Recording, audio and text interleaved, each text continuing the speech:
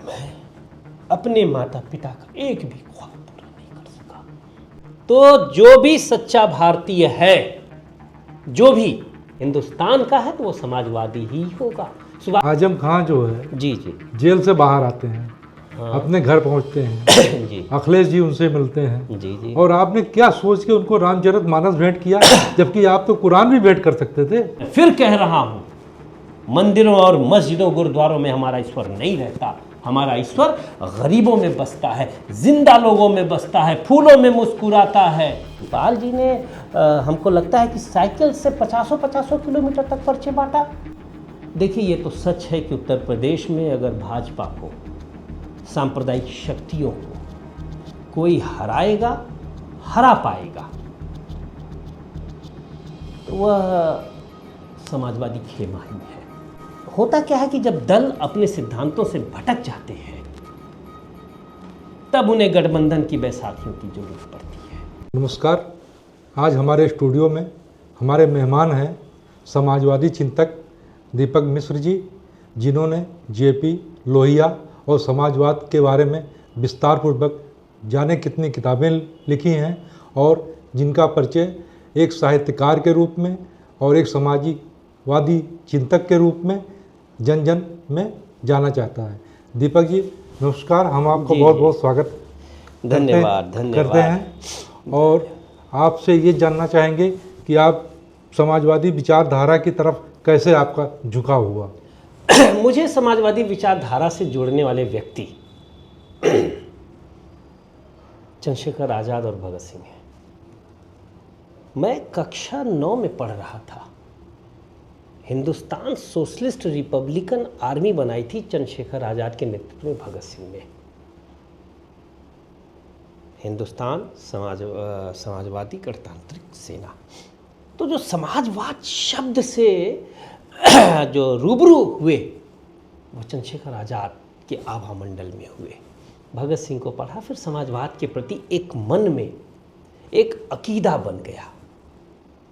फिर उसके बाद उम्र बढ़ी, ब्रजभूषण तिवारी जी, जनेश्वर मिश्रा जी, जॉर्ज फर्नांडीज जी और रवि राय, जिनकी हम लोग आज जन शताब्दी मना रहे हैं, लोकसभा अध्यक्ष रहे, और मुलायम सिंह जी, मतलब बहुत बड़े बड़े कैफ़ी आज़मी ने भी समाजवाद से मुझे जोड़ा। उन्होंने कहा कि मैं कैफ़ी आज़मी कौन, छूने पाए न सीता का दामन कोई, तुम ही राम तुम ही लक्ष्मण साथियों लिखने वाला। तो आजमगढ़ में पढ़ता था इंटर में, तो उनके यहाँ बहुत जाते थे। तो कैफ़ी आज़मी ने मेरे अंदर के साहित्यिक व्यक्ति को समाजवादी बनाया, और धीरे धीरे धीरे धीरे समाजवाद मेरा जीवन मूल्य का अंग बन गया। और समाजवाद तो भारत के आत्मा में गुंठित है। राम समाजवादी नहीं थे क्या? भरत राजमहल की अट्टालिका छोड़कर एक कुटी में रहते थे। चाणक्य महामंत्री, महाअमात्य, जब मिलने गए उनसे हमारे विदेशी मेहमान, तो कहाँ मिले थे? कुटी में। भर्तृहरि, जनक। तो जो भी सच्चा भारतीय है, जो भी, और जिसकी भी आत्मा मरी नहीं, हिंदुस्तान का है, तो वो समाजवादी ही होगा। सुभाष चंद्र बोस ने त्रिपुरी अधिवेशन में क्या कहा था? मैं इस देश में समाजवाद की अमंद बयार चाहता हूँ। नेहरू समाजवादी संघात के समाज को अपना संकल्प बताया था। गांधी का वो कथन याद करिए। और लोहिया जयप्रकाश तो खैर, आचार्य नरेंद्र देव। तो समाजवाद के प्रति जो आकर्षण है, मुझे लगता है एक भारतीय आत्मा का शरीर होने के नाते है। आपने लोहिया जेपी को कैसे जाना? बड़ा अच्छा सवाल है। लोहिया और जेपी को तो जो नहीं जानता, वह आधुनिक भारत के नव निर्माण के इतिहास को नहीं जानता।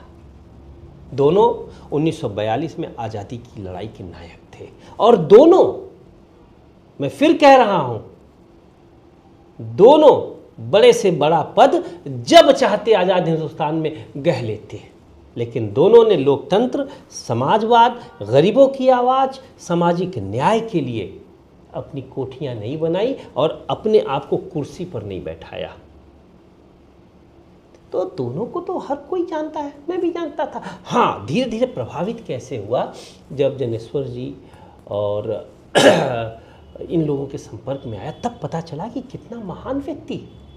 महात्मा गांधी के पास एक अपनी कुटी तो थी, लोहिया के पास तो कुटी भी नहीं था, वो बिना कुटी का जोगी था। एक छोटी सी घटना आपको बताते हैं। पंडित नेहरू चाहते थे डॉक्टर लोहिया को कैबिनेट का सदस्य बनाना। जेपी को भी चाहते थे, क्योंकि नेहरू जब कांग्रेस के अध्यक्ष बने थे तो उन्होंने लोहिया को विदेश प्रभाग का प्रमुख बनाया था और बड़े अच्छे संबंध थे लोहिया जेपी के पंडित नेहरू से बड़े अच्छे संबंध थे। 1939 में नेहरू, सुभाष और युवाओं में लोहिया और जयप्रकाश यही नाम थे। सोशलिस्ट मूवमेंट विदेशों से पढ़कर आए और नए भारत का सपना आंखों में लेकर ये राजनीति कर रहे थे। उन कहानियों पे मत जाइए कि सुभाष के विरोधी नेहरू, लोहिया के विरोधी, वो छोड़िए, वो अलग अध्याय है। विरोध भी था, जिंदा आदमी में ही विरोध होता है, लेकिन ये चारों समदर्शी, समलक्षी थे। मैं फिर कह रहा हूँ, बड़ी जिम्मेदारी से कह रहा हूँ, नेहरू, सुभाष, लोहिया और जयप्रकाश समदर्शी, समलक्षी थे। चारों की विचारधारा समाजवाद थी और चारों इस देश में शोषण विहीन, समता मूलक समाजवादी समाज की स्थापना करना चाहते थे। चारों ने भगत सिंह और आज़ाद के समाजवाद के स्वप्न को सिद्धांत का रूप दिया। हाँ, थोड़ा टेढ़ मेढ़ का मामला था, थोड़ी बहुत वैचारिक मतभेद थे, लेकिन सैद्धांतिक समदर्शिता चारों में समान थी। जब इन लोगों ने जी समाजवाद का नारा दिया जी, उस समय ये लोग युवा थे जी बिल्कुल। उस युवा में और आज के समाजवादी युवा में क्या अंतर महसूस करते हैं? देखिए, आज के युवा जो अपने आप को समाजवादी कहते भी हैं, मुझे संदेह होता है वो समाजवादी है भी। समाजवाद का जो पहला प्रतीक है, रूपक है, वो है त्याग।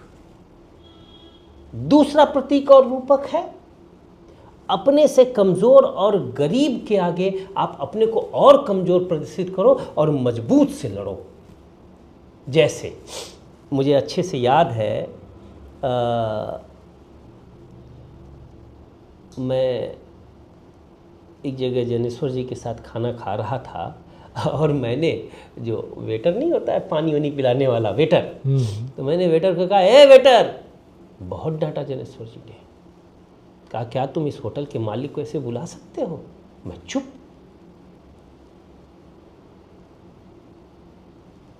मैं एकदम चुप। ऐसा कैसे? सवारी ढोता है पायलट, सवारी ढोता है हमारा रिक्शा चालक भी। आप ध्यान से दीजिए तो दोनों के दाम, कीमत हम बराबर ही देते हैं, लेकिन हम पायलट को सर बोलते हैं। क्यों?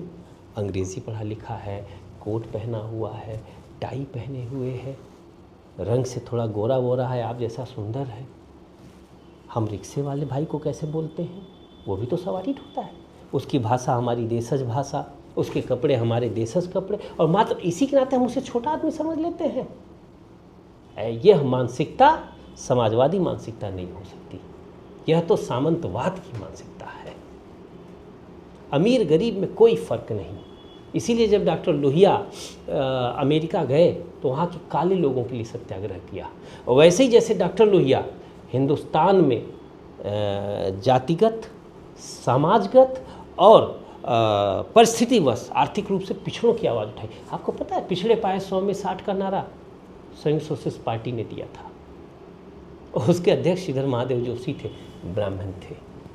तो ये कमी कहाँ रह गई कि जो आज के युवा को हम समझा नहीं पा रहे हैं समाजवाद की बात, या युवा भ्रमित हैं? देखिए, कुछ बलाएं दिल की हैं और कुछ आसमानी भी। आज के नौजवानों के लिए राजनीति का मतलब सिर्फ सत्ता, और सत्ता भी नहीं, सत्ता जनित संपत्ति और संपत्ति प्रसूत सुविधाएं रह गई हैं।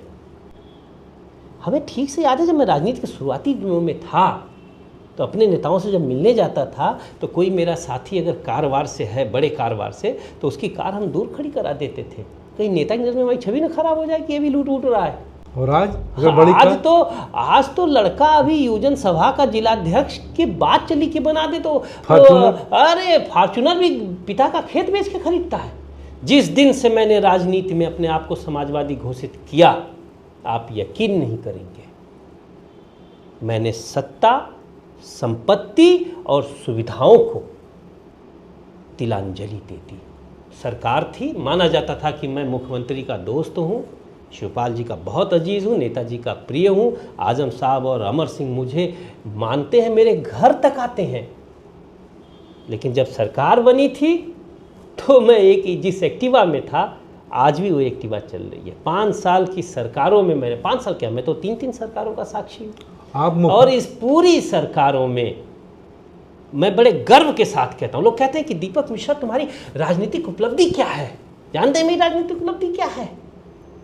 मैं कर्नाटक जाऊं, मैं केरल जाऊं, मैं कश्मीर जाऊं, मैं अमेरिका जाऊं, मैं इंग्लैंड जाऊं, मैं भूटान जाऊं, मैं बांग्लादेश जाऊं, 3-4 लोग जरूर मुझे पहचानते हैं और बड़े फख्र के साथ कहते हैं मीट माई सोशलिस्ट फ्रेंड। एक विचारधारा से लोग मुझे जानते हैं। राजनीति में इससे बड़ी उपलब्धि क्या हो सकती है? और विचारधारा भी छोटी मोटी नहीं, वह विचारधारा जो भगत सिंह और आज़ाद के रूप में इस देश का स्वप्न रही है, वह विचारधारा जो लोहिया और जयप्रकाश के रूप में, सुभाष के रूप में हमारे देश की सैद्धांतिक आत्मा रही है, ये छोटी उपलब्धि है क्या? अपनी पहचान के लिए किसी पद की जरूरत ही नहीं रही। आपने मेरा परिचय कराया, मैं समाजवादी पार्टी की बौद्धिक सभा का राष्ट्रीय अध्यक्ष रहा, मुख्य प्रवक्ता जैसे पद पे रहा, ये सारे पद छोटे। आपको हमारा इतना ही परिचय याद है कि दीपक मिश्रा समाजवादी चिंतक, छोटी बात है क्या? और दूसरी बात मैं आपके चैनल के माध्यम से मित्रों से कहना चाहूँगा, चुनाव लड़ना जीतना राजनीति का एक हिस्सा है, राजनीति नहीं। पंडित दीनदयाल उपाध्याय कभी विधायक और सांसद भी नहीं रहे, क्या राजनेता नहीं थे?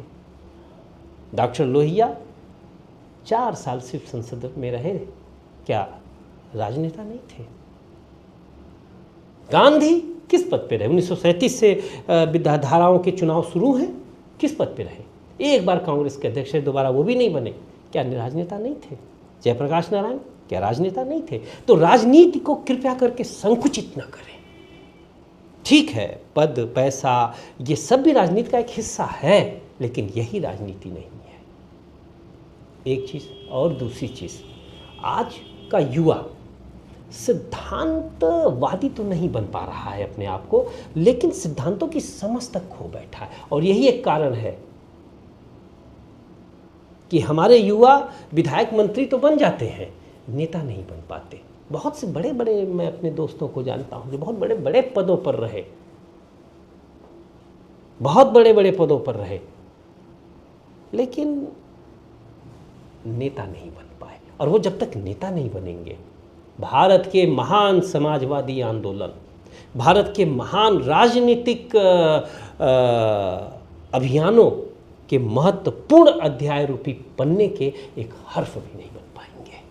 अच्छा, अभी आपने कहा कि जब सरकार थी तो आप मुख्यमंत्री के दोस्त थे, और ऐसा क्या हुआ कि इन दिनों आप राजनीतिक मंचों पे दिखाई नहीं पड़ते? दूरियां कुछ बढ़ सी गई हैं? नहीं।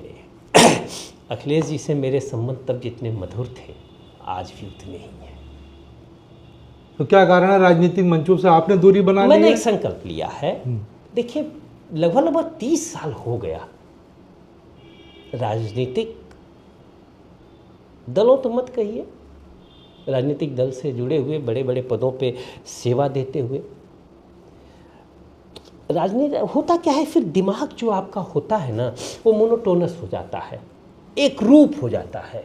इसलिए राजनीति की इन कंटाकीर्ण वीथिकाओं से अपने को कभी कभी दूर भी करना चाहिए। जैसे नेहरू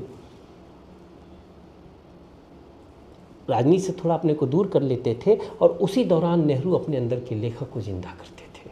राजनीति से पढ़े, उनकी किताब पढ़िएगा। लोहिया ने किया है 2-2, 3-3 साल राजनीति से अपने को दूर करके। इसी दौरान उनकी एक किताब आई है, मैं कहूँगा कि हर व्यक्ति पढ़े, भारत का हर नागरिक पढ़े, समाजवादी तो विशेष तौर पर पढ़े, इंटरवल ड्यूरिंग पॉलिटिक्स। तो ये मेरा राजनीति का इंटरवल। अरे 3 घंटे की फिल्म में भी आपको कम से कम 5-6 मिनट का इंटरवल लेना पड़ता है। तो अब 30 साल की लंबी सघन और शीर्षस्थ राजनीतिक जीवन के बाद मैंने 3-4 सालों के लिए एक अंतराल लिया है, ताकि वो दीपक मिश्रा जिसकी मासूमियत मशहूर थी, वो दीपक मिश्रा जो मुस्कुराता था, वो दीपक मिश्रा जिसकी आंखों में दुनिया जहां का दर्द होता था, वो कहाँ खो गया। बेलचे लाओ, खोदो, निकालो खुद को, मैं कहाँ दफन हूँ पता तो चले। तो इन दौरान मैं अपनी तलाश में देश विदेश दर दर भटक रहा हूँ। अभी कर्नाटक गया, उसके पहले केरल, उसके पहले कश्मीर, बड़े लोगों से मिल रहा हूँ। त्रिपुरा गया तो वहाँ मानिक सरकार से मिला और बड़े लोगों से मिला। अभी भुवनेश्वर जाऊंगा, वहाँ हमारे लोहियावादी साथी बहुत बड़ा कार्यक्रम कर रहे हैं। तो कुछ लिखने पढ़ने के लिए, अपने आप के साथ स्वाध्याय के लिए कुछ समय निकालने के लिए मैंने 3-4 साल का अंतराल लिया है। लेकिन ज़्यादा दिनों तक अंतराल में नहीं रहूँगा, हो सकता हो अगली साल, और ये भी ना हो तो 3 साल अगर और बढ़ा तो 4-5 सालों में राजनीतिक जीवन पुनः शुरू हो। अच्छा, एक चीज़ ये बताइए जी जी कि आजम खान जो है जी जी जेल से बाहर आते हैं, हाँ अपने घर पहुंचते हैं, जी अखिलेश जी उनसे मिलते हैं, जी जी और आपने क्या सोच के उनको रामचरितमानस भेंट किया, जबकि आप तो कुरान भी भेंट कर सकते थे। हाँ, एक आग्रह है, रामचरितमानस, कुरान, पुराण, बाइबिल को मानवीय मूल्यों को मजबूत करने वाले ग्रंथ के रूप में देखा जाए। कृपया करके इन्हें हिंदू मुसलमान में न बांटा जाए, सिख ईसाई में। अल्लाह ने इंसान को इंसान बनाया, इंसान ने ही खुद को हिंदू व मुसलमान बनाया। उसने तो बख्शी है एक ही धरती, हमने ही यहाँ भारत व भूटान बनाया। पाकिस्तान का नाम इसलिए नहीं ले रहा हूँ कि फिर आप इसको सांप्रदायिक रंग दे देंगे। आजकल हमारे मीडिया के साथियों को तो हर जगह सांप्रदायिकता ही दिखती है। खैर, मैंने उन्हें रामचरितमानस इसलिए दी कि आजम खान इस देश के उन राजनेताओं में हैं जो पढ़ते लिखते हैं, जो बोलते हैं। इसीलिए आप देखिए आज की तारीख में आजम खान विधायक भी नहीं है, लेकिन सुर्खियों में है, राजनीतिक कार्यकर्ता रहे ना।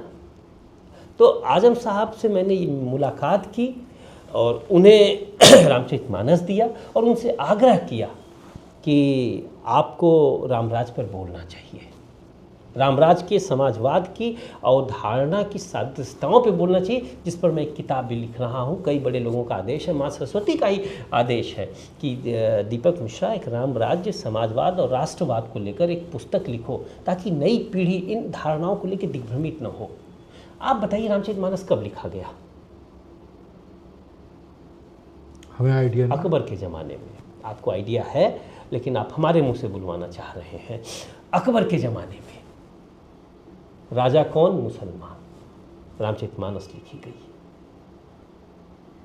रामचरितमानस को बचाने वाला व्यक्ति, तुलसीदास के बाद अगर कोई महत्वपूर्ण व्यक्ति है तो वह रहीम है, जिन्होंने लिखा है राम नाम जानो नहीं, जानो खाली व्याध, साँचे से जग नहीं, झूठे मिले न राम। ये रहीम का लिखा हुआ है। तो कैसे रामराज्य की धारणा एक संप्रदाय विशेष या धर्म विशेष की धारणा हो जाएगी?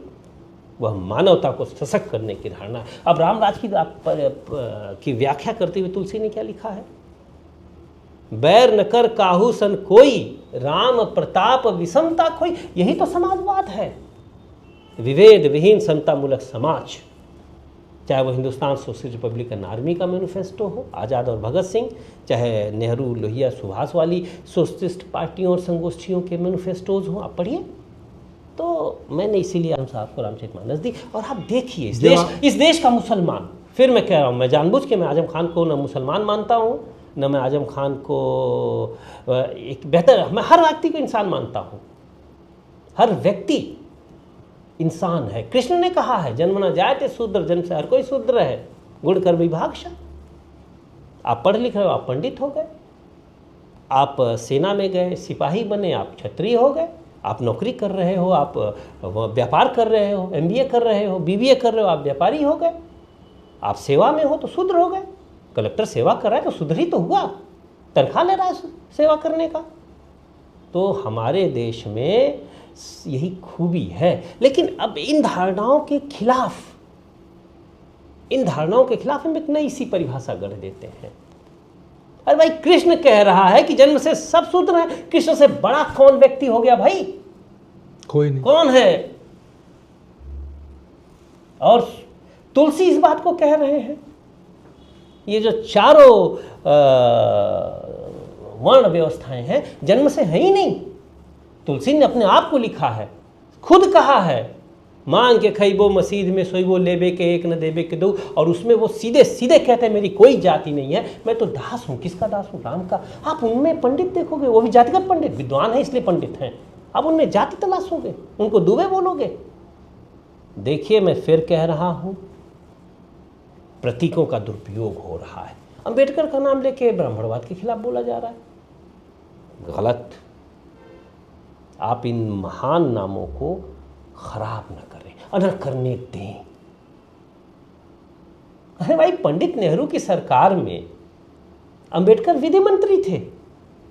फिर से बात दोहराऊं, अगर उनको पंडितों के शरीर के पसीने से बदबू ही आती तो पंडित नेहरू के कैबिनेट में सरकार कैसे मंत्री बनते? और खुद जिस ड्राफ्टिंग कमेटी के चेयरमैन थे, उसमें 3-4 तो पंडित ही थे। उनका जो प्रथम गुरु अंबेडकर, वो तो सतपाल थे। प्रथम गुरु अंबेडकर थे, उन्होंने अपनी टाइटल दी। ठीक है, थोड़े बहुत विभेद तब थे कि आज नहीं है। आज आप मुझे बताइए, अगर कलेक्टर जाति से दलित है लेकिन कलेक्टर हो गया, चपरासी जात से पंडित है, चपरासी हो गया, ऊंची कुर्सी पे कौन बैठेगा? दलित। तो व्यवस्थाएं बदलती हैं। अब इसको कोई ब्राह्मण आए और कहे कि साहब एक दलित ऊंची कुर्सी पर कैसे बैठा, ब्राह्मणों का अपमान है, तो मूर्ख हुआ ना। ऐसी मूर्खताएं अगर जब समाज में की जाएंगी तो समाज का ताना बाना समरस नहीं होगा। हमें पता, आपको पता है हमारा हिंदुस्तान किस स्थान पे है प्रति व्यक्ति आय में? 142वें स्थान पर है। कहाँ तो तय था चिरागा हर एक घर के लिए, कहाँ चिराग मयसर नहीं शहर के लिए। हम जिस बेहतर दुनिया में जीते, हम जिस दुनिया में जीते हैं उसे ही तो बेहतर बनाना, स्वर्ग को उतारना है धरती पर। आप गीत देखिए जिसे गाते हुए हम लोग राजनीति करते थे, अब तो पता नहीं वो नारे वो गाने कहाँ खो गए। जानते हैं क्या गाना था? टफली बजा बजा के गाते थे हम लोग, झूम झूम के गाते थे। मैं गा नहीं पाता था, फिर भी गाता था। अगर कहीं पे स्वर्ग है उतार ला जमीन पर, सितम के और 4 दिन, गम के और 4 दिन, ये दिन भी जाएंगे गुजर गए 1000 दिन। गिरेंगे जुल्म के महल, बनेंगे फिर नवीन घर। तू जिंदा है तो जिंदगी की जीत पर यकीन कर। इसका एक लाइन है, उतार ला स्वर्ग पर। हम मरने के बाद स्वर्ग क्यों जाए भाई? सही बात। पता नहीं वो हूने मिले न मिले, वो जन्नत में ख्वाब हो, क्या क्या बकवास, पता नहीं। वो अब जन्नत कह लो या स्वर्ग कह लो, है ना। कल को 10 मुसलमान आ जाएं के साथ, देखिए ये जन्नत का तौहीन करें तो भाई स्वर्ग ही मान लो। हाँ, वो खुशबू वो गुलाब मिले न मिले, तो इसी धरती को क्यों ना स्वर्ग बनाए? जिंदा रहते स्वर्ग देखने का ख्वाब जो दिखाए जाते थे आँखों को, वे ख्वाब मर गए। आज की राजनीति ख्वाब नहीं दिखाती। गांधी ने क्या किया था? गांधी धर्म को जानते थे। आप गांधी के चाहे जितने विरोधी रहो, लेकिन गांधी की धार्मिक, उन्होंने गीता माता किताब जेल में लिखी है। जो भी हिंदू अपने को कहता है और गांधी की खिलाफत करता है वो धर्म नहीं जानता। राम राज के सपने को गांधी ने आज़ादी की लड़ाई से जोड़ दिया। बगल में मौलाना बंधुओं को बैठाया और वैष्णव जन तेने कहिए प्रीत पर आई जाने रे। नरसी का लिखा गीत, नरसीदास मेहता का। लोहिया ने क्या रामायण मेला लगाया? रामायण मेला में सम्मिलित कौन कौन होते थे? आप देखिए, अली अकबर गवर्नर रहे उत्तर प्रदेश के, मुसलमान थे। और प्रचारक कौन थे रामायण मेला में? डॉक्टर लोहिया के, जिसको हम शायर इंकलाब कहते हैं, शमसी मिनाई, कैप्टन अब्बास अली, सुभाष चंद्र बोस के साथी, लोहिया के साथी, जनता पार्टी के अध्यक्ष भी रहे। वो कृपया करके मानवता को हिंदू मुसलमान में मत। अच्छा, हम लोग अभी जो समाजवाद पर चर्चा कर रहे हैं, जी जी, लोहिया, जेपी और मुलायम सिंह जो समाजवादी विचारधारा के थे, समाजवाद को जीते थे, समाजवाद को ओढ़ते थे, समाजवाद को पहनते थे।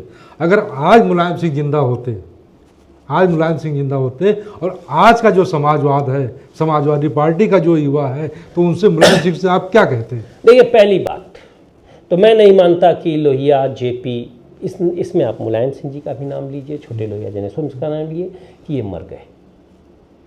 जब तक व्यक्ति का यश जिंदा है वो अमर है।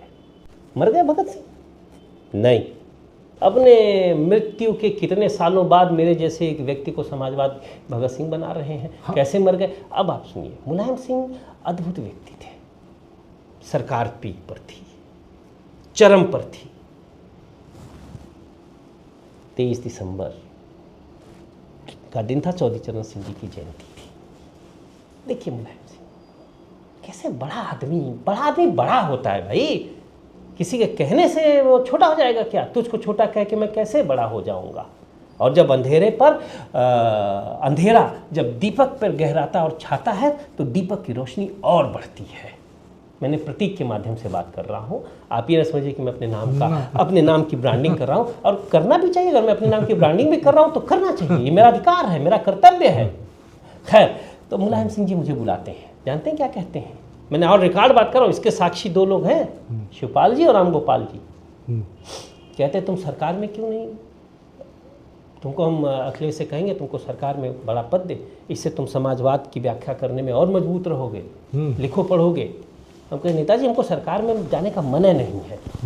हमको डांटते हैं, और जानते हैं डांट कैसी थी? जैसे एक बुजुर्ग डांटता है, मारेंगे, चाट तमाचा मारेंगे तुमको, बेहुदे हो, बदतमीज हो, मेरी बात नहीं मान रहे हो, तुमको सरकार में होना चाहिए।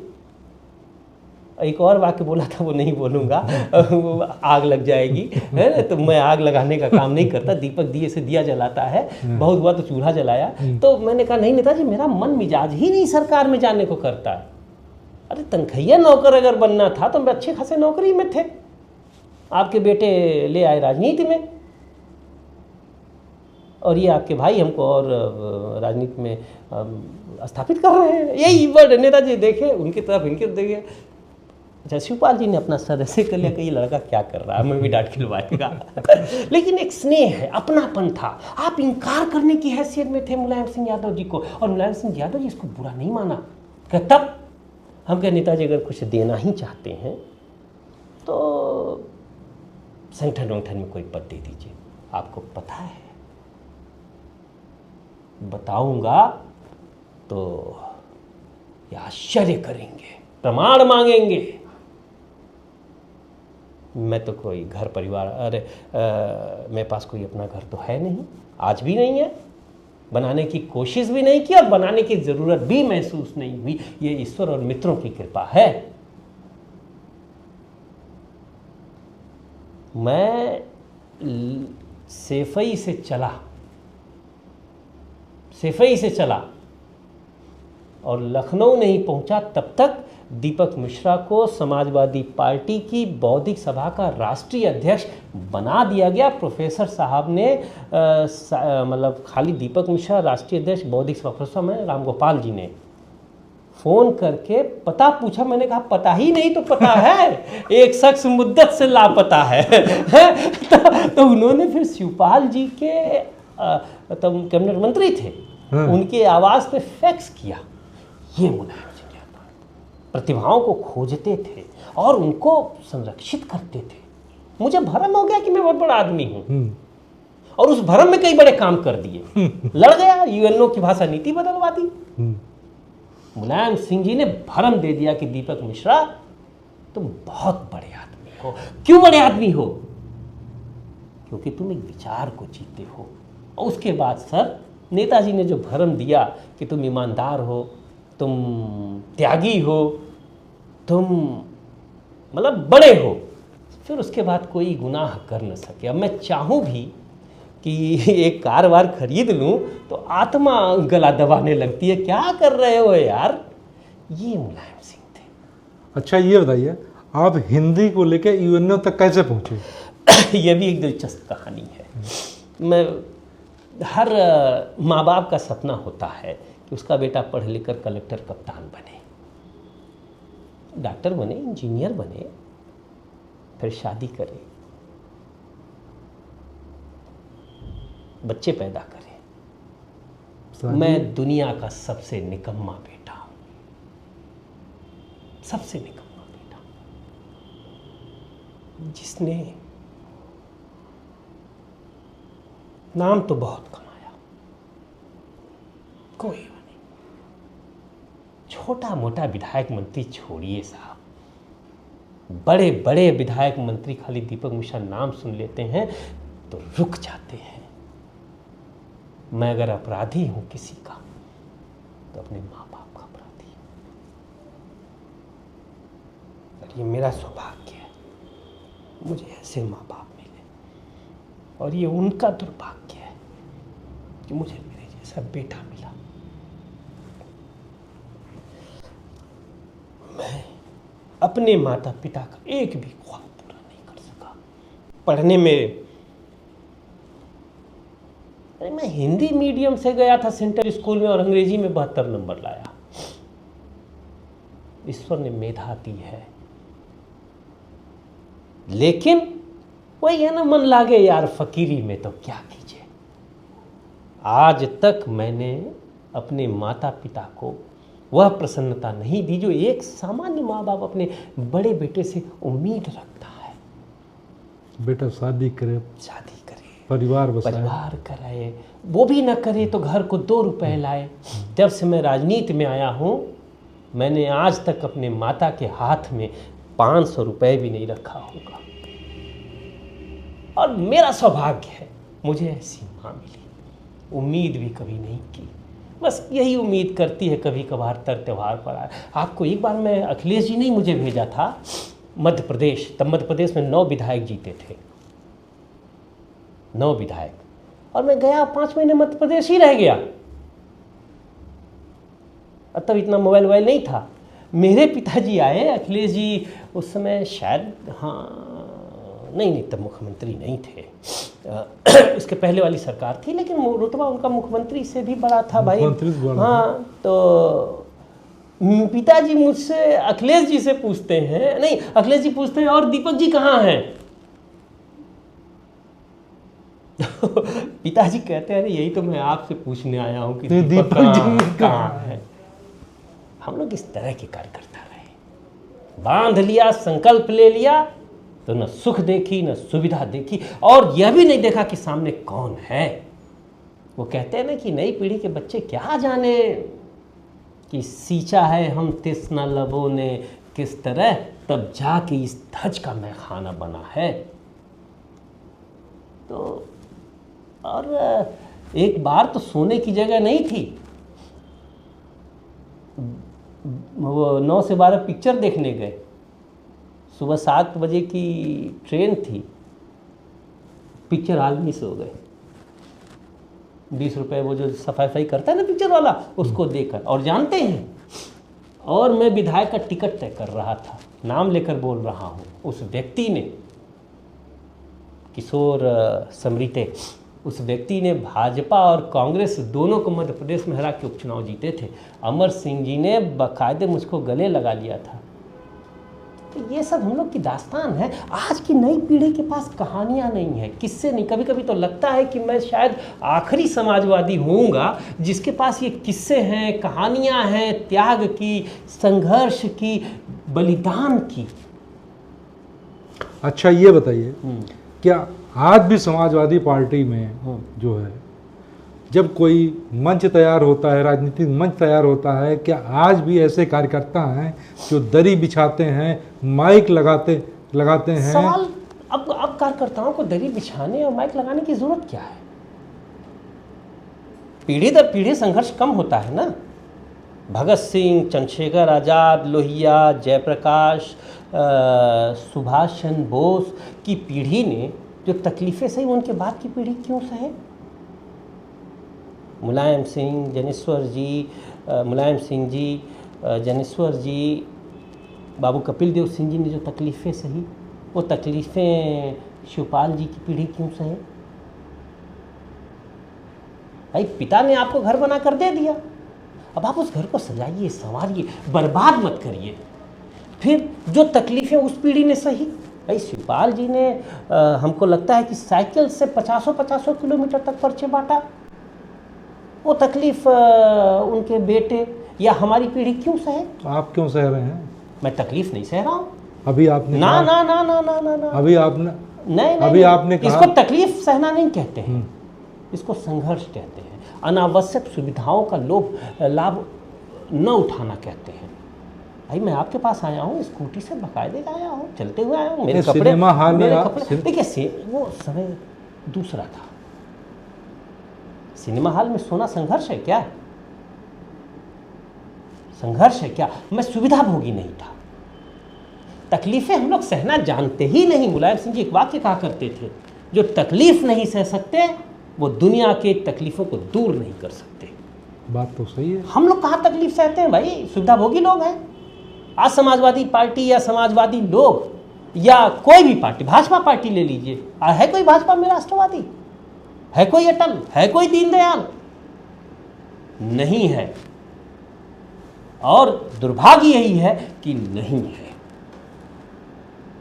देखिए, वैचारिक कार्यकर्ता नहीं बन रहे हैं जो एक विचार को, एक ख्वाब को लेकर आगे बढ़ रहे हो। अच्छा छोड़िए इन सारी बातों को, अभी ये बताइए कि ये जो पिछले 1 दशक 15 दशक या कुछ सालों से गठबंधन की राजनीति चल पड़ी है, इसका क्या है? अरे गठबंधन की राजनीति, एक चीज आपको मतलब ये देखिए, मैं कारगर है या नहीं, ऐसा है। देखिए, इसने कार्यकर्ताओं की स्थिति क्या होती है? सही है कि गठबंधन की राजनीति की जो शुरुआत की थी इस देश में, डॉक्टर लोहिया ने किया। यह तो लोहिया का ही प्रयोग है। लेकिन हमें आप ये बताइए, आप बीमार हैं, आपको बुखार हो गया, आपने कोई दवा खाई और आप ठीक हो गए। दूसरा उदाहरण, आपका एक्सीडेंट हो गया, भगवान न करे। मेरा ही एक्सीडेंट हुआ था, दोनों हाथ टूट गए थे। स्कूटी में जा रहा था, छोटे भाई को लंदन जाना था, वो लंदन में ही रहता है, पहुंचाने जाता। उसने कहा कार मंगा देते हैं। मैं कहा छोड़ो, बैठो, पीछे पहुंचा देते हैं तुमको। और सामान ज़्यादा था, स्लिप कर गए, गिर गए, दोनों हाथ टूट गए, दोनों हाथ टूट गए। तो अब उस समय मैंने वो लंदन गया उस समय? गया नहीं? हाँ गया, उसको बहास तक नहीं होने दिया कि मेरे दोनों हाथ टूटे हैं। अच्छा। अंदर करने के बाद फिर, अरे हम लोग थोड़ा आत्मबल है, ये माता का मेहर है, वरना आज के दौर में कोई ईमानदार रह के 2 दिन जी नहीं सकता। और मैंने 2 दशक बिता दिए, 2 दशक बिता दिए। अपने मुंह से कहता हूँ कि मैं कोई पद नहीं लूँगा। कोई राजनीतिक कार्यकर्ता बता दीजिए। सरकार बनी थी, अखिलेश जी ने पूछा था, दीपक अब बताओ। उनके भाई साहब, इस सरकार में मैं कोई पद नहीं लूँगा, समाजवाद को ही प्रचार प्रसारित करूँगा। कहा था उनसे मुलाकात होगी, पूछ लीजिएगा। और नहीं लिया तो नहीं लिया। तो ये ईश्वर की कृपा है सर, ये हम जैसे लोग नहीं हैं। वो निमित्त मात्र भव सभ्य साचिन, ये वो करा रहा है, हम तो नाम हैं रहीम के शब्दों में। तो अब गिर गए, अब फिर हाथ ठीक हो गया, अभी भी मैं वही लगा के घूमूं? नहीं ना। तो होता क्या है कि जब दल अपने सिद्धांतों से भटक जाते हैं, तब उन्हें गठबंधन की बैसाखियों की जरूरत पड़ती है। आप लड़िए और लड़ के अपने बल पे सरकार बनाइए। भाई बैसाखी की जरूरत कब पड़ती है? जब पैर कमजोर होते हैं। और कोई भी राजनीतिक दल तभी कमजोर होता है जब वो अपने सिद्धांतों से विचलित होता है। बिहार में आप देखिए, आपको क्या लगता है राजधारी है, इसके पीछे क्या कारण है? मेरे एनालिसिस है, सबसे बड़ा कारण यह है कि राजद ने अपने सोशलिस्ट आइडियोलॉजी के साथ समझौता किया, अपने सोशलिस्ट समर्थकों को तवज्जो नहीं दी। कहाँ है वो प्रचार में, कहाँ थे? तिवारी जी जिंदा है, राष्ट्रीय उपाध्यक्ष है, रामानंद जी के बेटे। शिवानंद तिवारी जी पुराने नेता हैं, शायद 2-4 साल उम्र में बड़े भी होंगे लालू जी से, क्यों नहीं है? ठीक है, रघुवंश बाबू अब नहीं है, रघुपति बाबू तो हैं, क्यों नहीं निकाले गए? और तो छोड़िए, प्रतीकों का राजनीति में बहुत महत्व होता है। हर प्रतीक की अपनी एक फॉलोइंग है। तुलसी की खिलाफत किए एक मंत्री थे, बसपा में भी मंत्री थे, भाजपा में भी मंत्री थे, और सपा की सरकार बनती तो उसमें भी मंत्री होते, और क्या नाम था, नेता प्रतिपक्ष भी रहे, तुलसी की खिलाफत करने बैठ गए। क्या परिणाम हुआ? तुलसी की अपनी फॉलोइंग है, राम की अपनी फॉलोइंग अच्छा, है, क्या दिनकर की अपनी फॉलोइंग है। हमारे जैसे लोग दिनकर की जयंती मनाते हैं लखनऊ में, और लोग आते हैं। मोदी दिनकर के यहाँ गए, हाथ जोड़ा। दिनकर का वाक्य क्या है? सोशलिस्ट ही हूँ पर जरा देसी हूँ। लोहिया से उन्होंने कहा था, एक ही वीर रहा सीना तान है, लोहिया मान है, लिखने वाले दिनकर के यहाँ गए मोदी। ये भी क्या नाम है, कर्पूरी ठाकुर के यहाँ गए, अपनी यात्रा शुरू की तो दिनकर गोलंबर से शुरू किया। प्रतीक है ये सब। क्यों नहीं राजद के लोग गए? राहुल गांधी नहीं जा सकते थे कर्पूरी ठाकुर के यहाँ प्रणाम करने? जयप्रकाश नारायण क्या नहीं जा सकते थे? पंडित नेहरू को हमेशा बड़ा भाई कह के प्रणाम करने वाले। आपको एक घटना सुनाता हूँ, भारतीय राजनीति की यह एक महत्वपूर्ण घटना है। इंदिरा जी को अंदेशा हो गया कि वो गिरफ्तार कर ली जाएंगी। इंदिरा गांधी चुनाव हार गई थी, जनता पार्टी की सरकार बन गई थी। पटना आते हैं जेपी, उनको कोई बताता है जेपी जनता पार्टी के सबसे बड़े आदमी, भले वो अध्यक्ष नहीं थे। जेपी जानते हैं कहाँ जाते हैं? किसी प्रधानमंत्री के घर नहीं जाते, अपने घर जाते हैं, सामान उमान रखते हैं और इंदिरा गांधी के यहाँ आते हैं और कहते हैं, इंदु तुम देश छोड़कर चली जाओगी तो मैं अपने बड़े भाई को क्या जवाब दूंगा। वही इंदिरा गांधी जो जेपी को 19 महीने जेल रखती हैं, वही जेपी इंदिरा गांधी के घर जाकर कहते तुम्हें देश छोड़कर नहीं जाना है, अगर तुम्हारी गिरफ्तारी होगी तो जेपी तुम्हारे पक्ष में गिरफ्तारी देगा। तो उस जयप्रकाश के घर राहुल गांधी जी को जाने के लिए फुर्सत नहीं थी। आप प्रतीकों की राजनीति को विपक्ष क्यों नहीं समझ पा रहा है? इसीलिए हर राजनीतिक दल में कम से कम 2-4 सलीके के विचारक, चिंतक, फुर्सत ज़्यादा लोग होने चाहिए। नेताजी को आप देखिए, मोहन सिंह, ब्रजभूषण तिवारी, जनेश्वर मिश्रा से लेके हम जैसों को उन्होंने प्रभान्वित किया। बड़े से बड़े मिनिस्टर बैठे रहते थे और दीपक मिश्रा अगर पहुंच गए और नेताजी की नज़र पड़ गई किनारे, दीपक मिश्रा से बात करनी है, ये था। बड़ा से बड़ा मंच होता था। अगर मेरा भाषण नहीं हुआ, एक बार तो यही लोहिया पार्क में मेरी किताब का विमोचन था, मेरा भाषण नहीं हुआ, नेताजी बुलाया मुझको, तुमने भाषण क्यों नहीं दिया? हमको सबका मतलब आपने जब बुलवाएंगे तब देंगे कि अपने मन से जाके बोलने लगे। आप सोचिए, नेता और कार्यकर्ता की बातचीत आप सोचिए। भूल जाइए कि कितने बड़े आदमी नेताजी थे, भूल जाइए कितना छोटा आदमी मैं था, लेकिन बातचीत में आप देखिए ना, उन्होंने मुझसे बुला के तुम भाषण क्यों नहीं दिए? हमने कहा हम अपने मन से जाके माइक पकड़ लेंगे। और कार्यक्रम में मतलब बस अंतिम समय प्रकरण था, बस नेताजी को ही बोलना बाकी था, सब बोल चुके थे। संचालक महोदय को बुलाया, कहा इनका भाषण कराओ पहले। कमाल है, एक ही तो लड़का है जो समाजवाद को जी रहा है। आप सोचिए, 2 पल का वाक्य था और मुझे मंच पर बैठे सारे बड़े बड़े मंत्री और मंचेतर बैठे बड़े बड़े नेता मुझे अपने आगे हल्के लगने लगे। नेता वो नहीं है जो बड़े पदों पर बैठा है, बड़ा आदमी है। नेता वो है जिससे आप मिलने के बाद अपने आप को बड़ा महसूस करें। और दुर्भाग्य है कि आज के ज़्यादातर राजनेताओं से मिलने के बाद आपके मन में आता है, अरे यार कहाँ आ गए। एक ऊर्जा, एक प्रभा, एक आभा नहीं दे पाती है राजनीति, और यही कारण है कि राजनीति संकुचित हो रही है। राजनीति, पहली बात मैं फिर कहूँगा, अपने अनुभव पे कह रहा हूँ और अपने अध्ययन पे कह रहा हूँ। वो कहते हैं ना कि आहुति बनकर देखा है, यह प्रेम यज्ञ की ज्वाला है। राजनीति में पद, चुनाव, विधायक, मिनिस्टर, ये तनख्वाह नौकरी, ये सुविधा वाला पद, ये सब राजनीति का एक अंग है, राजनीति नहीं है। जैसे ये आपकी शरीर है, दिव्य शरीर, सुंदर शरीर, प्रशंसनीय शरीर, इसमें आपका जो चेहरा है वो पूरे शरीर का एक अंग है, पूरा शरीर नहीं है। अब आप अपने चेहरे को ही पूरा शरीर मान लेंगे, खाली चेहरे को ही रंगोंगे, पोतेंगे, लिपस्टिक लगाएंगे, काजल लगाएंगे, पूरी शरीर को छोड़ देंगे, तो ये हाथ, ये पैर, ये रीढ़ की हड्डी सब कमज़ोर हो जाएगी।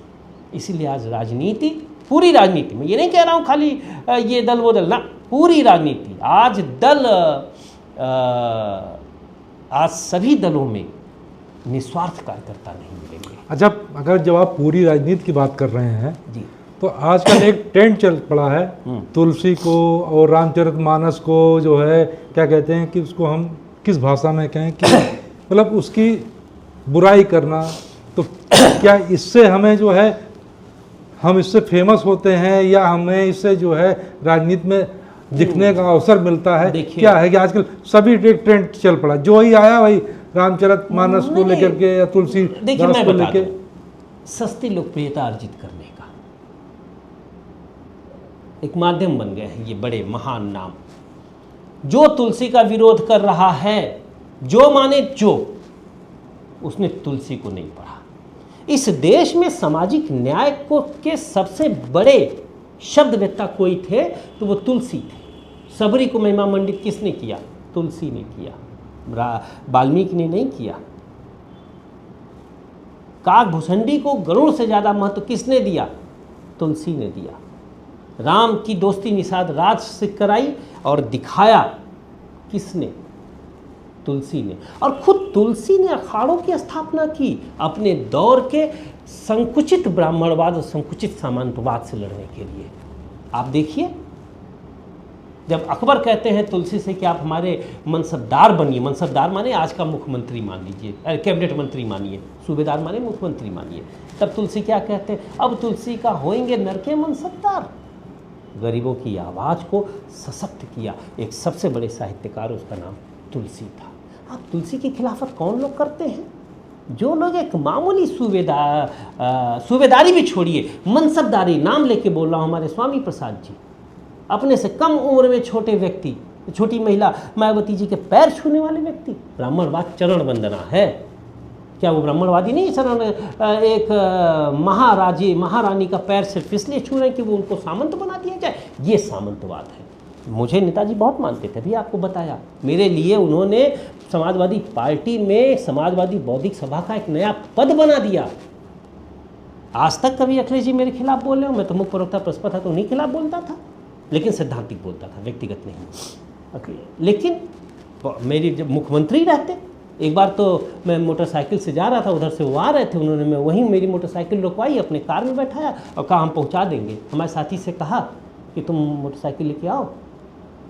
लेकिन कई बार बहुत सी बातें हुई। अच्छा, लेकिन मैंने कभी भी नेताजी, अखिलेश जी, उम्र में बड़े हैं अखिलेश जी, कभी शिवपाल जी के पैर नहीं छुए।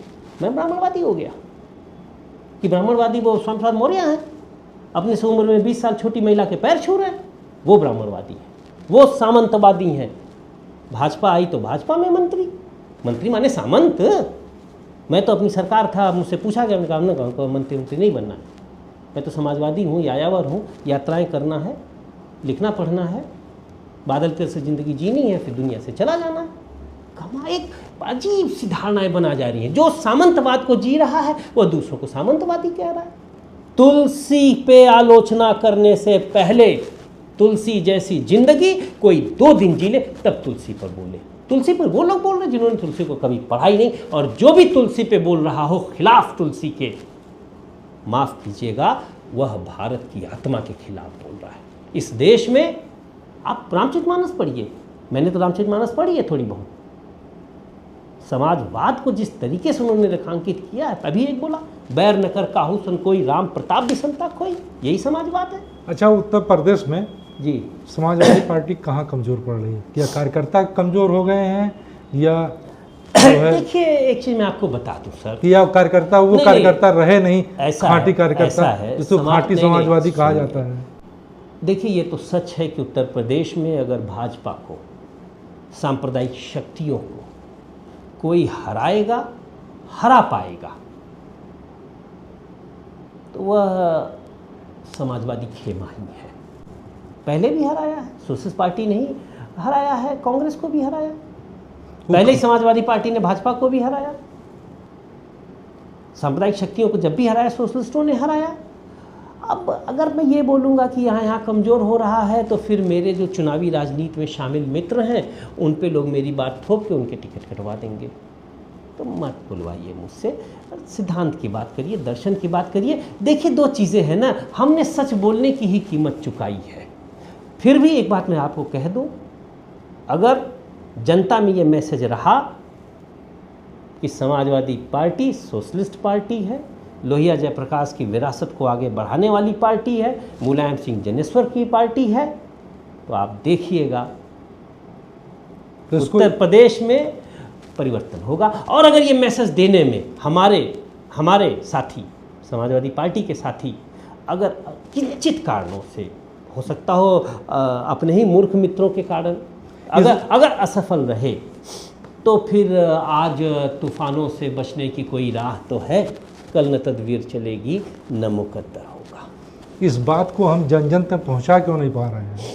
हम जन जन तक पहुंचाने के लिए देखिए 2 चीज़ें, कमिटेड साथी चाहिए, जिनकी नज़रों में सत्ता न हो, जिनकी नज़रों में सुविधाएं न हो, जिनका ख्वाब अपने लिए कोठियां बनाना और कोठियों के आगे कार की कतारें सजाना और कोठियों के अंदर रेशमी कालीन बिछाना न हो, जिनके हाथों में समाजवाद के पर्चे हों, जो बोले तो लगे कि समाजवाद बोला, तब ना। आप जैसे मैं समाजवाद की बात कर रहा हूँ, आप कल्पना करिए मैं 4-5 फॉर्च्यूनर और 10-20 बंदूकें लेकर आता और मैं समाजवाद की बात करता, तो आपका मन क्या कहता, आपकी आंखें क्या कहती? आप खुद बताइए, छोड़िए दुनिया जहाँ की बात, आप बताइए, आप भी इंसान हैं, आप भी मतदाता हैं कि नहीं है? बिल्कुल है। तो आप क्या कहते? आप यही नहीं कहते कि टीवी पर, कैमरे पर, कागज़ पर बड़ी बड़ी बात करते हैं और इनका जीवन देखिए।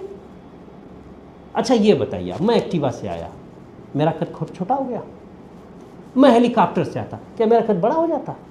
दुर्भाग्य है कि अब राजनीति अपने सिद्धांतनिष्ठ आचरणों की बजाय अपने कारों, अपनी कुर्सियों, अपनी कालीनों और एक और चीज़ कह रहा हूँ, अपने कुत्तों से जानी जाती है। कुत्ता माने इंसान वाला कुत्ता नहीं, मैं समझ गया, समझ गया, जिसके पास माने हर बड़ा आदमी एक बड़ा कुत्ता रखा है। अभी मैं एक दोस्त से मिलने गया था, तो उसके कुत्ते की कीमत 22 लाख थी, 22 लाख का कुत्ता था। मैंने कहा खाने पे इसका कितना खर्च होता है? बताया कि सबसे महंगा तो घर में यही है, प्रतिदिन तो वो 10-12 हज़ार का तो वो खाता पीता है, सुधा, ये सब 10-20 हज़ार प्रतिदिन। तो आपको पता है हमारे हिंदुस्तान, उत्तर प्रदेश की प्रति व्यक्ति आय कितनी है? 10,000 एक आदमी की नहीं होगी। मतलब हिंदुस्तान जितना एक दिन में कमाता है, उतना हमारे साथियों के कुत्ते एक समय खा लेते हैं। हम कहाँ से देश को अमेरिका बना पाएंगे? हम कहाँ से देश को जर्मनी और जापान बना पाएंगे? हाँ, अरबपतियों के मामले में हम भले तीसरे स्थान पर हों, लेकिन प्रति व्यक्ति आय के मामले में हम 143 देशों से पीछे हैं। पार्टी से टिकट मिलने का आधार क्या होता है कि आदमी जमीनी कार्यकर्ता हो? देखिए ऐसा है ना, मैं कभी टिकट बांटने नहीं, और मैं बता, आम कार्यकर्ता की बात मैंने कभी भी टिकट की राजनीति नहीं की। अखिलेश जी से अच्छे संबंध, अच्छी बातचीत, शिवपाल जी से अच्छे संबंध, अच्छी बातचीत, राम गोपाल जी से अच्छे संबंध, अच्छी बातचीत, आजम साहब से अच्छे संबंध, अच्छी बातचीत, नेताजी से अच्छे संबंध, अच्छी बातचीत, जनेश्वर मिश्र जी से अच्छे संबंध, अच्छी बातचीत के बावजूद मैं न कभी टिकटार्थी रहा हूं और न कभी टिकटार्थी बनूंगा। तो मुझे देखिए, मैं उन सवालों, मैं आपकी बात नहीं कर रहा हूं जी, मैं अरे भाई जो चीज में लाखों कार्यकर्ताओं की बात कर रहा हूं, मैं कैसे उन्हें एड्रेस करूं भाई? मैं तो पिछले 3-4 सालों से स्वाध्याय पर हूं। अभी भगवान ने चाहा तो 2-3 साल में और बढ़ाना चाहूंगा, मिलूंगा अखिलेश जी से और शिवपाल जी से, दोनों से आग्रह करूंगा 3-4 साल और समय दीजिए। तो मैं कैसे आज बता दूं टिकट पाने का क्या आधार हो सकता है, और उत्तर प्रदेश में टिकट पाने के क्या आधार हैं, ये आप भी जानते हैं, हम भी जानते हैं, जो देख रहे हैं वह भी जानते हैं। वो कहते हैं ना कि बात मुझसे वो क्यों पूछते हो जो बताने के काबिल नहीं है। लेकिन हाँ, एक बात जरूर कहूँगा, और ये सभी दलों के राष्ट्रीय अध्यक्षों से कहूँगा, आप अगर अपनी गरिमा, अपना गुरुत्व और अपने महत्व को यथावत रखना चाहते हैं, आपकी गरिमा और महत्व सरकारों की मोहताज न हो, तो अपने कार्यकर्ताओं को मजबूत करिए। बैसाखियों के बल पर आप चल सकते हैं, दौड़ नहीं सकते। सभी माने सभी। जेपी नड्डा जी के लिए भी यही बात कहूँगा, अंबानियों के बल पे आप सरकार बना सकते हैं, अपने को आडवाणी नहीं बना सकते। और बोलूं कि रहने दो, आग लग जाएगी, मत बुलवाइए। राहुल गांधी जी से भी कहना चाहूँगा खड़गे जी नाम के हैं अध्यक्ष, असली अध्यक्ष राहुल गांधी जी हैं। उनसे भी कहना चाहूँगा कि कांग्रेस को अगर मजबूत करना है तो कांग्रेस की आइडियोलॉजी और कांग्रेसियों के बल पर करिए। बैसाखियों पे चलने के हश्र क्या होते हैं आपने अभी अभी देखा। कांग्रेस सेवा दल तो कहीं दिखता ही नहीं, टोपी वाला। कांग्रेस ही नहीं दिख रही है महाराज, तो कांग्रेस सेवा दल कहाँ से दिखेगा। आप भी अच्छा, डबल इंजन सरकार हाँ। जैसा आजकल कहा जा रहा है, ये दिया तो सपा ने था, डबल इंजन सरकार, लेकिन क्या ये मार्केटिंग शब्द हो गया है? देखिए अखिलेश जी 2-3 धारणाओं के लिए उत्तर प्रदेश की राजनीति में याद किए जाएंगे। शब्दावली तो उन्होंने डबल इंजन सरकार की दी ही है। ट्वीट किया था। हाँ, ट्वीट भी किया था, लेकिन आप उनके उसको लेकिन एक चीज मैं नहीं समझता, बीजेपी ने कैश कर लिया। मैं मीडिया वालों से बड़ा कभी कभी नाराज हो जाता हूँ। अखिलेश जी जब अच्छी बात करते हैं तो इनकी नज़र में नहीं आता, और जब वो कुछ भी अगर दाया बाया 19-20 हो जाता हो, अरे जिंदगी भर मुझे सूली पे चढ़ाने वालों मेरे अंदर का मसीहा भी तो देखा होता। जब अखिलेश जी ट्वीट कर रहे थे कि राम राज्य का प्रस्थान बिंदु समाजवाद है, ये मीडिया को वो ट्वीट कभी पढ़ाई नहीं दिया। रामद्रोही कहते फिर रहे थे कई अखबार के साथी, और एक अखबार के तो एक तो चैनल के ऐसे ही साथी थे जिनको अखिलेश जी ने बड़ी मदद की थी सरकार के दौरान, उनको रामद्रोही बताते फिर रहे थे। तो कभी कभी अखिलेश जी के अच्छे ट्वीट और अच्छी बातों को भी आप लोग चर्चा में ला दिया करें। और मैं इसलिए कहूँगा कि अखिलेश जी का परिचित दोस्त मित्र साथी संगी होने नाते नहीं कह रहा हूँ, इसलिए कह रहा हूँ कि लोकतंत्र में यदि विपक्ष मर जाएगा, फिर कह रहा हूँ लोकतंत्र में यदि विपक्ष मर जाएगा तो लोकतंत्र लंगड़ा हो जाएगा, और लोकतंत्र लंगड़ा हो गया तो हिंदुस्तान को अफगानिस्तान बनने में कोई देरी नहीं होगी। तो हिंदुस्तान को अगर आप जिंदा रखना चाहते हैं, हिंदुस्तान में लोकतंत्र और गणतंत्र को जिंदा रखना चाहते हैं, हिंदुस्तान में चंद्रशेखर आज़ाद, भगत सिंह, लोहिया, सुभाष, जयप्रकाश जैसों की विरासत को जिंदा रखना चाहते हैं, और हम जैसे नौजवानों को, अब तो मैं नौजवान का तो मैं बूढ़ा भी होने जा रहा हूँ, अरे कुछ ही दिन में 50 साल, अरे हो जाएंगे यार 50 साल के, आप काहे नौजवान जबरदस्ती बना रहे हो क्यों? अरे ये सब सबकी किस्मत राहुल गांधी जैसी नहीं होती कि दाढ़ी बाल पक गए नौजवान हैं, छोड़िए, नहीं वो कोई अंगवंग नहीं, उम्र सब पे भारी होती है। कुछ सालों में 50 साल का हो जाऊंगा, तो आप चाहते हैं कि हम जैसों की भी को अपना त्याग, अपना संघर्ष और अपने द्वारा सुविधाओं को छोड़ा जाना अटपटा न लगे, अपनी ईमानदारी का मलाल न हो, तो कृपया करके लोकतंत्र में प्रतिपक्ष को मजबूत करें। अच्छा, एक लास्ट सवाल और है, और सवाल पूछ सकते हैं तो वो नहीं। अक्सर ये आरोप लगते हैं कि जिसकी भी सत्ता होती है केंद्र में, वो ईडी और सीबीआई का दुरुपयोग करती है। हाँ, कितना सच है ये? देखिए, सत्ता बहुत क्रूर होती है, हम भी सरकारों में रहे हैं, हम भी उस दौरान क्रूर हो गए थे। ये तो सत्ता का चरित्र है। आप इतने कमज़ोर क्यों हो रहे हैं कि ईडी आपके पीछे पड़ जाए? मुझे भी मेरे ऊपर भी एक बार आरोप लगा एक माफिया के संरक्षण का। मेरे क्षेत्र में था। अब भाई अब मिलने आ रहा तो मैं भगा दूंगा दरवाज़ा, माफिया है, गोली मार लेगा तो क्यों? सही बात। आरोप लगा, मैंने कहा ठीक है, आइए जांच करिए। मेरे ऊपर बहुत सारे पैसे के तक आरोप, मेरे साथियों ने कहा कि ये तो बहुत पैसा कमाने का, बहुत अच्छी बात है, जांच करो। सवाल वह नहीं है, दुश्मन मजबूत है, अच्छी बात है, दुश्मन षड्यंत्र कर रहा है, चलो ये भी माना। आप दुश्मन के षड्यंत्रों के शिकार क्यों जा रहे हैं? यार ईडी वीडी क्या है, ब्रिटानिया हुकूमत से लड़ने वाले भारतीय ईडी वीडी से डरेंगे? हटाइए, ये बकवास का सवाल है, नहीं डरना चाहिए। अरे क्या करेगी ईडी? जेल चलेगी, चलो जेल में बैठेंगे, किताबें लिखेंगे। मैं तो कह रहा हूं अपने समाजवादी साथियों से, करो आह्वान, 6-6 महीने, साल भर हम लोग जेल में रहेंगे। फिर कह रहा हूं, आपके चैनल पे कह रहा हूं, सामाजिक न्याय को लेकर, समाजवाद को लेकर, जनता की आवाज को लेकर जिस दिन आह्वान होगा, अगर जेल की मियाद 7.5 साल रहेगी तो 7.5 साल तक हम लोग जेल में रहेंगे। हमने और जीवन जैसा नहीं है जेल। हमने वो भी दौर देखा है सपा का, जो जेल भरो आंदोलन सत्ता के खिलाफ चलता था। और ये मजा आता था, मजा आता था सुनिए, यार। और आज स्थिति है, हम देख रहे हैं पिछले एक दशक से सपा ने एक भी जेल भरो आंदोलन नहीं किया। ऐसा क्यों? करना चाहिए, या कार्यकर्ताओं में दम नहीं रह गया? कार्यकर्ता तो हमेशा, देखिए कार्यकर्ता तो बस यहाँ से गिरफ्तार किया, वहाँ छोड़ दिया। सुनिए ना, कार्यकर्ता सूरजमुखी का फूल होता है, सूरज उगा सूरजमुखी मुस्कुराई। अब हमारा कार्यकर्ता गुलाब का फूल नहीं रह गया कि कांटों में पनप रहा है और खुशबू बिखेर रहा है। तो पहली बात तो मैं अपने कार्यकर्ताओं से आग्रह करूंगा, आप सूरजमुखी के फूल मत बनिए, पेड़ दिए जाएंगे तेल बन के, कोई पूछेगा नहीं। गुलाब का फूल बनिए, कांटों में मुस्कुराइए, कोटों पे मुस्कुराइए, पर कोटों पे मुस्कुराइए। और राजनीति को राजनीति की तरह से करिए, राजनीति को व्यवसाय मत बनाइए। कुछ नहीं रहेगा आपके पास, कोई पद नहीं रहेगा, फिर भी अगर आप सिर्फ राजनीति कर रहे हैं सिद्धांत के साथ, ईमानदारी के साथ, तो आपका नाम जिंदा और जीवंत रहेगा। गांधी, जेपी, लोहिया, दीनदयाल, ये अपने अपने पदों से नहीं जाने गए। चलिए अंबेडकर जी का भी नाम ले लेता हूँ, नहीं तो कल को अंबेडकरवादी कहने लगेंगे आप उनका नाम क्यों नहीं लिए। यह भी एक और तो इसलिए राजनीति को पदों का, बैसाखियों का मोहताज न बनाइए। हिंदी साहित्य में आपका क्या योगदान है? हिंदी साहित्य में मेरा तो कोई योगदान हो ही नहीं सकता। यह सवाल हम जैसों से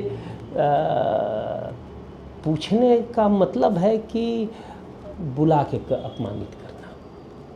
देखिए, हाँ, हिंदी को मजबूत करने के लिए मैंने काम किए। मैं तो अभी साहित्यकार अपने को मानता ही नहीं। नहीं, आप व्यक्तिगत वाला मत लीजिएगा पक्ष। हम जैसे लोग साहित्यकार कैसे हो सकते हैं? साहित्यकार दिनकर थे, साहित्यकार तुलसी थे, साहित्यकार निराला थे। अरे कुछ कविताएं लिख देना, कुछ कहानी लिख देने से कोई इतना बड़ा आदमी थोड़ी रहता है कि उसको ये पूछा जाए कि आपका। हाँ, हिंदी को मजबूत करने के लिए मैंने यथाशक्ति, यथासंभव कदम, कलम और किरदार तीनों को लगाया। जैसे आप मेरी एक्टिवा में अभी बाहर देखिएगा, मैं तो चाहूँगा कि मेरे कैमरामैन साथी उसको दिखाएं। मैं अपना नंबर प्लेट हिंदी में रखता हूँ और खुली चुनौती सरकार को देता हूँ, ठोको जितना जुर्माना ठोका है। ये हिंदी फिल्म देखता हूँ और उसमें जब हिंदी के मजबूती की बात आती है तो उसके निर्माता निर्देशक से बात करता हूँ। कर्नाटक तक पहुँच गया एक निर्माता निर्देशक, खाली ये ले कहने कि आपने हिंदी को मजबूत किया। संयुक्त राष्ट्र संघ में हिंदी की लड़ाई लड़ी और संयुक्त राष्ट्र संघ आज ट्विटर पे, सामाजिक माध्यमों में हिंदी में है। और हिंदी को मजबूत करने का मतलब हिंदी मजबूत करना नहीं, कन्नड़, मलयालम, इन सबको मजबूत करना है। अभी मैं जब कर्नाटक में गया था तो एक गाड़ी वाले ने अपने नंबर प्लेट को कर्नाटक में रखा था, कन्नड़ में। मैं उसको रोका, उससे गले लगाया, उसको धन्यवाद दिया और चाय पिलाया। वो आदमी बहुत मगन हुआ। तो मैं आपसे अपील करता हूँ और सबसे अपील करता हूँ जो देख रहे हैं, हम हिंदी, अपनी मातृभाषा, अपनी संस्कृति को यह कह के मजबूत नहीं कर सकते। चलो एक नंबर प्लेट अंग्रेजी में रखो, एक हिंदी में रख दो, क्या बुरा है। और घोषणा करता हूँ, मैं एक संगठन का अध्यक्ष हूँ, समाजवादी बौद्धिक सभा का। अगर जिस भी व्यक्ति को इसलिए जुर्मानित किया जाएगा कि उसने अपने नंबर प्लेट हिंदी में रखे हैं, तो उसका जो भी जुर्माने की राशि होगी मैं अपने मित्रों से भिक्षाटन करके दूंगा। जुर्माना की राशि चाहे जो सरकार लगे। वैसे मैंने इस संदर्भ में हमारे मित्र हैं और मंत्री भी हैं जो परिवहन मंत्री हैं, उनसे आग्रह किया था कि भाई ये ऐसा कुछ करिए। उन्होंने बड़ा आनंदित होकर, मुदित होकर कहा था, भाई साहब बहुत अच्छी बात है, बिल्कुल होना चाहिए। लेकिन तब का दिन और आज का दिन मुझे फुर्सत उनसे मिलने की नहीं लगी और उन्हें भी फुर्सत नहीं मिली कि हिंदी को सशक्त करने के लिए कोई पत्र वगैरह जारी करें। मेरी जिस भी मिनिस्टर से जब कहीं भी बात होती है, मैं पहला काम करता हूँ। अभी वहाँ गया था हैदराबाद, तेलंगाना के भी मंत्री से मुलाकात हुई, तो उनसे भी आग्रह किया।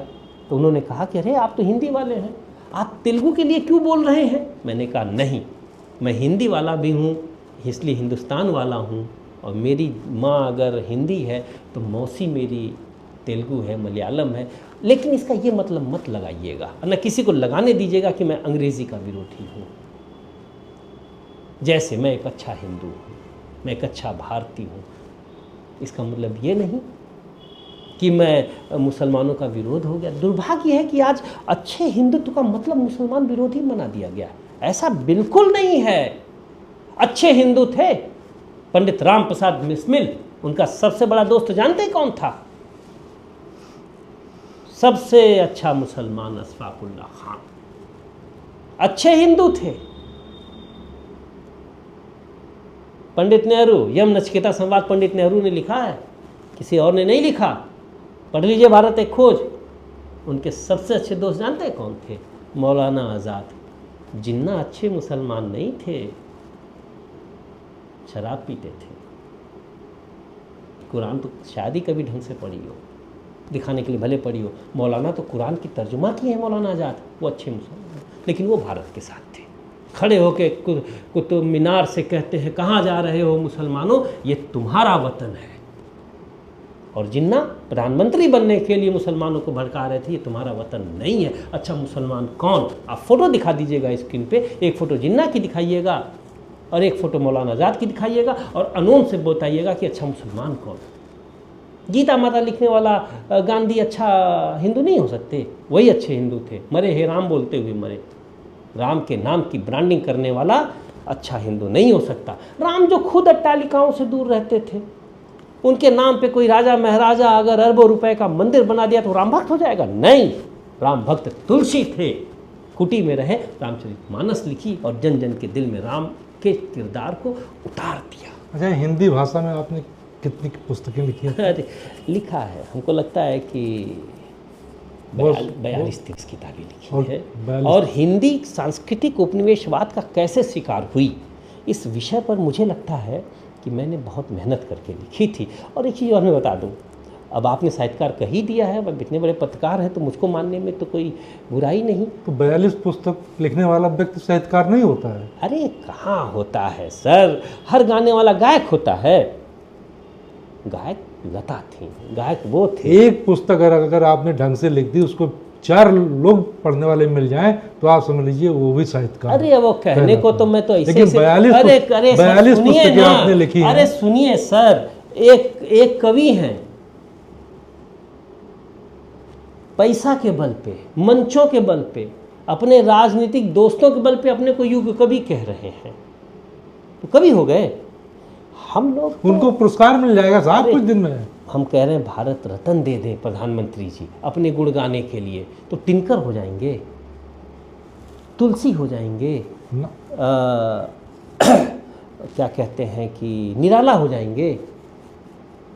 मोदी जी उठा के भारत रत्न जो पंडित दीनदयाल जी को नहीं दिए वो आज तक, मोदी जी उठा के भारत रत्न जो दिनकर को नहीं दिए आज तक, मोदी जी उठा के भारत रत्न जो लोहिया को नहीं दिए आज तक, उठा के उन्हीं को दे दें मोदी गान गाने के लिए, तो उनको दिनकर बना देंगे? नहीं संभव है। देखिए जब हम अब जैसे अब कोई कुर्ता पैजामा पहन के एक फॉर्चूनर एक बंदूकधारी गनर रखे नेता बन जाएगा, हम उसको सुभाष चंद्र बोस मान लेंगे? सर सब कहने की बातें हैं। मैं नहीं मानता अपने को साहित्यकार, मैं अपने आप को नेता भी नहीं मानता। विचारक लोग कहने लगे हैं कोई पहचान होनी है तो विचारक थोड़ा थोड़ा मानता हूँ, थोड़ा थोड़ा समाजवादी अब मानने लगा हूँ। तब जब पद के कई बड़े अवसर आए, सिर्फ सर झुकाना था, ठुकरा दिया। घूस के रूप में कई हजार छोड़िए करोड़ों रुपए सामने थे, मन ललचा नहीं। तब प्रभु से कहा कि हाँ प्रभु अब अपने को थोड़ा बहुत समाजवादी कहा जा सकता है। देखिए ये बड़े शब्द हैं, साहित्यकार, विचारक, चिंतक, नेता, ये बड़े शब्द हैं। इन शब्दों की गरिमा नहीं घटानी चाहिए। ये बात मैंने आपसे इसलिए कहा कि बहुत कम लोग इस देश में पत्रकार बचे हैं, उनमें से एक आप हैं। आपको लगता है कि पत्रकार आज हैं हमारे उत्तर प्रदेश में 5-6 भी पत्रकार? निष्पक्ष होने के, छोड़िए साहब, पक्ष निष्पक्ष होना बात का बात है, पत्रकार होना बड़ी बात है। मिनिस्टर्स के इंटरव्यूज लेना ये पत्रकारिता है। तब तो कोई पत्रकार हुआ ही नहीं, वो बड़े बड़े तब तो विष्णु तब तो पराड़कर साहब भी पत्रकार नहीं थे। तो इसीलिए नहीं थे पराड़कर साहब पत्रकार, मिनिस्टरों के लेना। अरे पत्रकार वो होता है जो पत्र लिखे तो उसमें भारत के दर्द, दंश, चुभन, छटपटाहट, कसमसाहट दिखे, उसकी आवाज गरजती हुई आवाज हो। पत्रकार विद्यार्थी थे, और सुनिए, विद्यार्थी की कोख से भगत सिंह पैदा हुए। गांधी पत्रकार थे, लोहिया पत्रकार थे, मन और जनकाइन निकाला था। तो आजकल जो हमारे साथी पत्रकारिता कर रहे हैं, एक बात कहूँ, सुनाते थे जो गज़ल सुखनवर जहाँ से हो चुके हैं रुखसत, जो आजकल हम तुम सुन रहे हैं ज़बानी उर्दू की मरसिया है। अब दिल तोते तोते हो गया, ये क्या गाना है? अरे गाना तो वो है जो रोंगटे खड़े कर दे, कर चले जा फिदा जाने तन साथियों, अब तुम्हारे हवाले वतन साथियों, ये गाना है। गाना क्या है? हम तुम युग युग से ये गीत मिलन के गाते रहेंगे। प्यार है तो युगों युगों के विस्तार के साथ है। ये कोई गाना है? कोई रात मेरे साथ गुजार, सुबह तक करूँगा प्यार। माफ़ कीजिए साहब, पत्रकार होने का मतलब अपने आप में वो नाम होना है कि लोग अपने नाम लें और नाम के आगे जी अपने आप लगा दें। कुछ तो फ़र्क पत्रकारिता और दलाली में होना चाहिए, कुछ तो फ़र्क राजनीतिक और दलाली में होना चाहिए, कुछ तो फ़र्क वो फ़र्क धीरे धीरे मिटते चले जा रहे हैं। और मैं आज के दौर के पत्रकारों से अपील करता हूँ, राजनीति ने गरिमा बहुत जितनी खोई है उससे ज़्यादा गरिमा पत्रकारिता ने खो दी है। इसीलिए तो जब सत्ता बदलती है तो पत्रकार बदल जाते हैं चैनलों के। छोड़िए ये कहानी फिर कभी। मेरे तो कई पत्रकार साथी थे जिनका तो गुड मॉर्निंग गुड नाइट तो मेरे ही नाम के साथ होता था। कई देखिए, अपराधी, अधिकारी और पत्रकार, अब तीनों का मनोविज्ञान एक जैसा हो गया है और इसीलिए तीनों के पास सब कुछ है। आप देखिए, धन है, संपत्ति है, रुपया है, रुतबा भी है, सम्मान नहीं है। और पत्रकार जिस पे सब, एक तो पत्रकार को लेखकी सरोकारों से जुड़ा होना चाहिए, दूसरा उसका सम्मान होना चाहिए। 4 नाम बताइए ना, अपवाद स्वरूप 2-4 नामों को छोड़ दीजिए, 5 नाम आप बताइए जो पत्रकार हो। 10 आदमी उत्तर प्रदेश में आप नहीं गिना पाएंगे। 10 आदमी जिसके लेखकी सरोकार भी हो और सम्मान भी हो। यही साहित्य में भी है। साहित्य में कोई मुंशी प्रेमचंद नहीं है जो अपने फटे जूते के बावजूद भी सम्राट शब्द की उपाधि मिले। राजनीति में भी कहाँ है कोई लोहिया, कोई जेपी, कोई गांधी। और हम जैसे लोग अगर अपने आप को इन नामों से जोड़ें तो माफ़ कीजिएगा, आपके चैनल पे कह रहा हूँ, ये हम जैसों का स्वार्थ है। अपना कर्म है नहीं तो जैसे चंद्रमा सूरज की रोशनी से चमकता है, तो वो नाम लेके हम अपने को चमका रहे हैं। आप अभी कश्मीर गए थे? जी गए। पुलवामा के शहीद के माता पिता से मिले थे? जी जी। उस माता पिता का क्या दर्द था? मत मत मत बुलवाइए, मैं रोने लगूंगा। आपने मेरे माता पिता की चर्चा की, आंख से आंसू आ गए। कुछ नहीं कर सका, फिर मैं रो दूंगा। आपको मैं दर्द बताऊं उस पिता का जिसके बेटे ने शहादत दी है। हम भारतीय दुनिया के सबसे निकृष्ट कौम हैं। फिर बोल दूं, चाहे तो यह सरकार मुझ पे मुकदमा करके जेलों के पीछे भेज सकती है, और जब तक जेल में रखना चाहे, जब तक मैं अर्जी नहीं दूंगा कि मुझे छोड़े। हमारी सरकार और हम निकृष्ट लोग हैं। हमारे प्रधानमंत्री के पास फुर्सत नहीं है कि एक शहीद के पिता को पूछ सके। पुलवामा की ब्रांडिंग पूरी दुनिया में कर रहे हैं।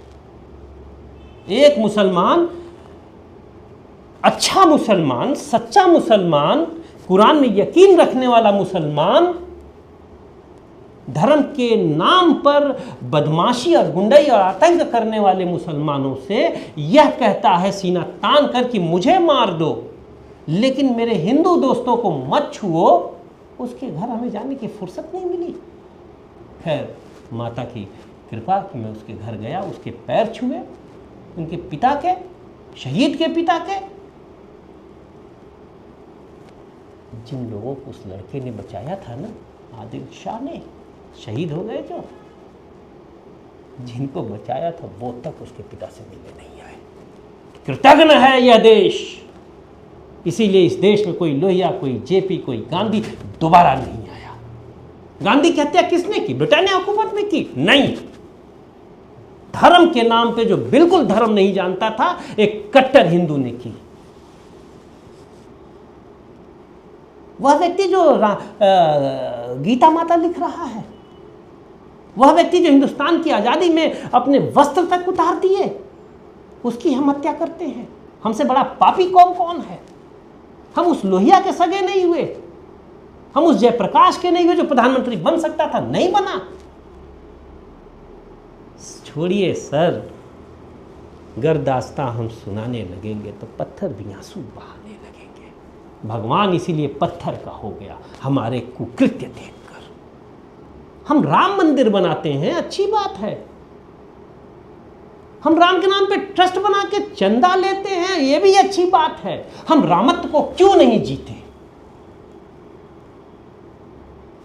राम कौन है? रोम रोम में रमने वाले राम है।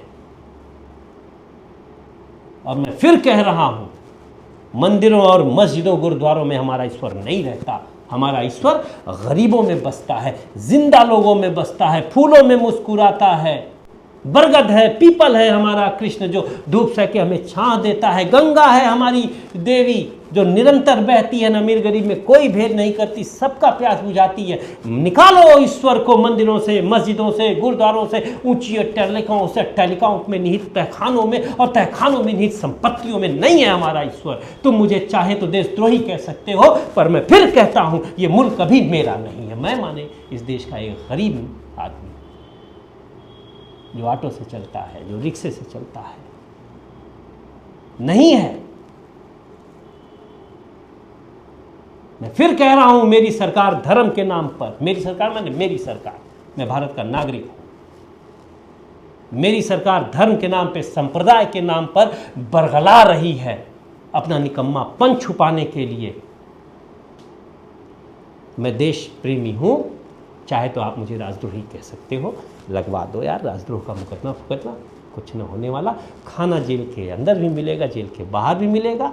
22-23 बार जेलों में रह चुका हूँ, मेडागास्कर और कंबोडिया तक के जेलों में रह चुका हूँ। जेल में खाना अच्छा मिलता है, चिंता खत्म हो जाएगी। आप थे दीपक मिश्रा जी, जिनसे हमने जो है राजनीति पर, आजम खान पर, साहित्य पर, धार्मिक मुद्दों पर, पुलवामा के शहीदों पर बहुत सारी बातें हमने की। आपने हर मुद्दे का बहुत विस्तार से, विभागीय पूर्वक जवाब दिया। इसके लिए मिश्रा जी आपका बहुत बहुत धन्यवाद।